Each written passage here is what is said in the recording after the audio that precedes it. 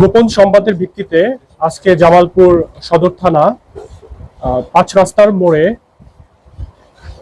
মনোয়ার আলী সুপারমার্কেটের দোতলায় একটি অফিসে অভিযান চালিয়ে ২টি পাইপ গান, ৬টি ককটেল সদৃশ্য বোমা এবং ৪টি 9mm পিস্তলের গুলি, ৪টি শর্টগানের গুলি, ২ বোতল পেট্রোল এবং ৬টি বিদেশি মদের বোতল এবং একটি বিদেশি মদের খালি বোতল উদ্ধার করে। আইনগত ব্যবস্থা প্রক্রিয়াধীন, বাকি সবকিছু আমরা আপনাদেরকে পরে জানাবো। এখন পুরো বিষয়টি হচ্ছে তদন্তাধীন, আমরা আপনাদেরকে পরে আমরা তদন্তের ভিত্তিতে জানাবো।